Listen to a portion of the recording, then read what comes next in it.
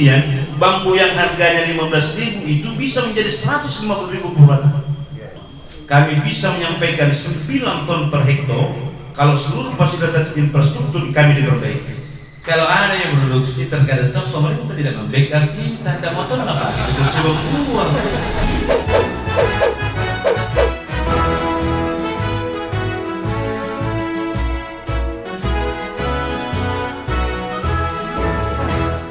Alhamdulillah wa syukurillah wa la hawla wa la quwwata illa billah. Asyhadu an la ilaha illallah wa la syarika lah wa asyhadu anna Muhammadan abduhu wa rasuluhu nabiyya ba'da. Rabbi shrah li sadri wa yassir li amri wahlul 'uqdatam min lisani yafqahu qawli. Walaupun tidak semua 80 desa hadir, paling tidak saya juga bisa menyampaikan pada kesempatan ini mewakili teman-teman kepala desa bahwa kepala desa itu semuanya sepakat bahwa ada 2 putra daerah yang betul-betul memberikan andil di Kabupaten Maros ini sebagai anggota DPRD Provinsi Selatan. Pertama adalah Pak Muzain sendiri sebagai wakil ketua, yang kedua Pak Andi Irfan, dan betul-betul mereka turun bersama masyarakat. Kemarin Pak Andi Irfan pada resis di Kota Lempang, hadir juga kepala desa. Pada kesempatan ini, saudara Pak Muzain, di desa kami itu adalah kalau boleh kata penyumbang serapan gabah yang paling besar di Kabupaten Maros. Karena kami ini tipe 300 Pak. Luas lahan kami itu kurang lebih sawah 500 hektar. Kami pernah hitung secara matematika, 1 tahun itu menghasilkan uang secara uang 44 miliar. Karena hitung-hitungannya itu cuma 6 ton per hektar. 5 kali 6 30 berarti 30 kali 4 12 dikali 3. Saya pernah sampaikan di depan Pak Menteri Pak Amran Sulaiman waktu itu, kalau kemudian tanah ini tidak diperbaiki, irigasinya diperbaiki, reklamasi sungainya, maka ini dia bisa dihasilkan kurang lebih 44 miliar gabah. Sidrap dan Pinram Pak bangga dengan beras kemasannya, sebenarnya itu beras Maros. Kami juga disampaikan setiap musim panen 2 dan 3 karena kita tidak punya dryer pengeringan gabah. Pada musim 3 itu tanah IP 300 otomatis sudah musim hujan. Karena kita di Maros tidak punya dryer besar pengering, maka ratusan ribuan tong itu diangkut ke Bindan dan Sidrap. Itu diangkut tengah malam Pak Malam. Coba dibayangkan kalau yang 44 miliar ini orang klaim padahal bukan produksinya. Dan saya bisa jamin bahwa beras tanah itu jauh lebih bagus dari beras itu. Tapi karena kita tidak kemas dengan bagus, ini persoalannya Pak. Sehingga kami sebenarnya di desa sangat merindukan itu paling tidak untuk kemudian meningkatkan penghasilan kemudian, maka harus ada reklamasi sungai di Tanetin yang kurang lebih 3 kilo. Dan itu bukan cuma pengerukan, karena kalau pengerukan selesai dikeruk turun lagi, harus memang ditaluk kayak Bantimuru. Mulai Bantimuru sampai ujung harus dikasih begitu, sehingga pemerintah tidak bekerja terus. Kalau hanya di pengerukan, suruh musim hujan turun kembali, terjadi lagi pendangkalan. Dan saya bisa dijamin pada Pak Menteri waktu itu waktu saya hadir di Jakarta, ketemu langsung Pak Syarul, kami bisa menyampaikan 9 ton per hektar kalau seluruh fasilitas infrastruktur kami diperbaiki. Dan kemudian memang harus ada edukasi terhadap petani kita. Hari ini Pak, PPL kita boleh saya sampaikan tidak bisa memberikan edukasi positif terhadap para petani kita. Makanya harus juga pemerintah harus menekan juga, karena petani kita ini sekarang mau punya hasil banyak tapi sudah mulai malas-malas bekerja. Tabela, tabur benih langsung itu merusak sistem pertanian kita.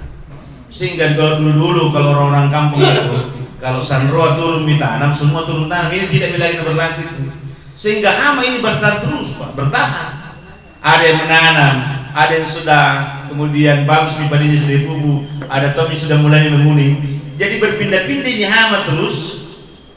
Dan ini harus ada penekanan langsung dari pemerintah untuk kemudian memberikan edukasi kepada petani bahwa sistem pertanian kita harus dirubah kalau mau menghasilkan sesuatu yang bagus. Kemudian yang kedua Bapak saya, jadi itu tentang kami ada reklamasi sungai yang panjang ini yang kurang lebih 3 kilo. Kalau ini perbaiki, insya Allah maka untuk suplai gabah terbaik dan kemudian untuk Maros, karena kami kemarin dapat penghargaan Pak, IP 300 paling banyak di Maros itu 350 hektar hanya Tanete dari Simba memberikan sumbangsi pada Bulog. Kemudian yang kedua, kami punya area bambu Pak kurang lebih 700 hektar. Kalau Bapak masuk di Tanete kiri kanan semua dusun itu semua bambu kiri kanan. Saya sudah terpilih kepada desa ini yang kasih pusing saya, kapan kemudian bambu yang harganya 15.000 itu bisa menjadi 150.000 per batang. Tentu harus ada sentuhan teknologi.